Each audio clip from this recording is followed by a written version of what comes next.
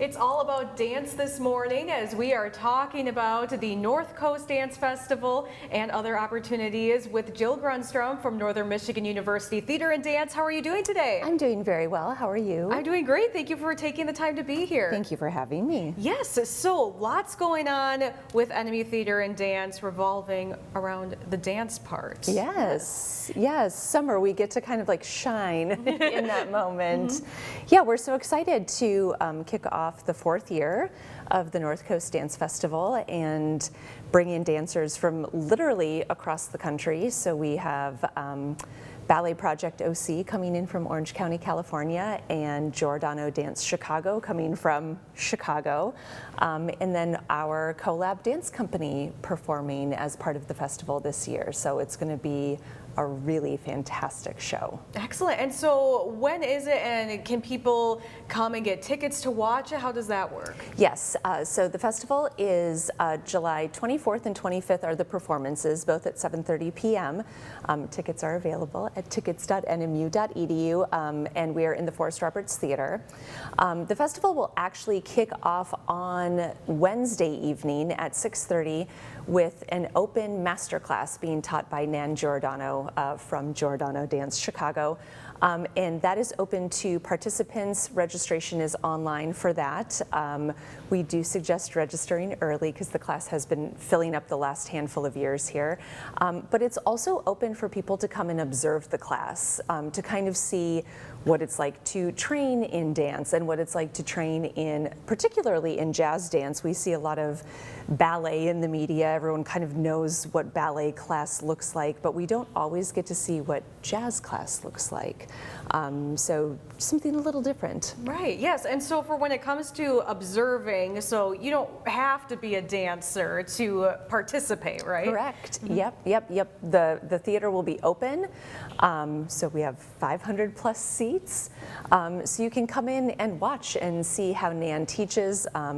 Nan's father, Gus Giordano, created the Giordano Jazz Technique and the company, and so she is moving his legacy forward. Very cool, Yeah. Yes. And so you're also having a session for high school students, an intensive dance class, is that correct? We are. So yes, actually that kicks off for us on July 13th. So those students will be with us for 2 weeks. The first week they will be deep in technique classes, so training from 9 in the morning until 5 in the evening, and then they get to do some fun things as well.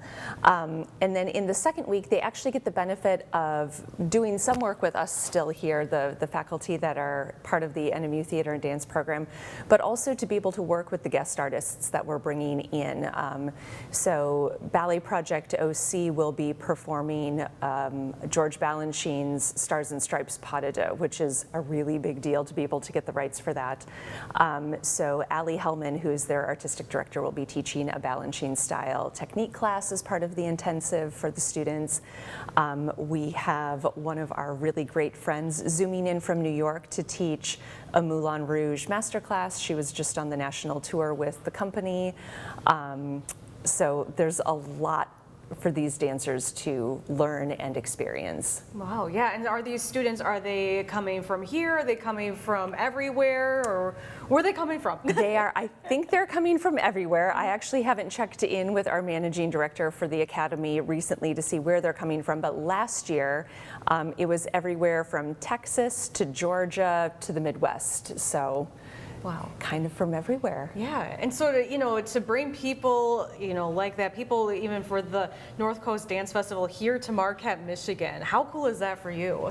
It has always been a dream. I'm from here, so to be able to bring this to my hometown has always been what I have wanted to do, because so often we have to leave to be able to see dance in particular.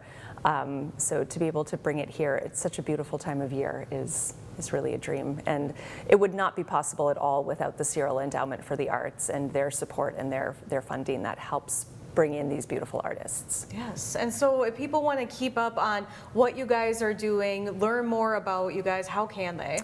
Certainly going to the website is the best way to get information about the performances and ticketing, but our social media also is usually pretty chock full of what we have happening. Is there anything else you'd like to add?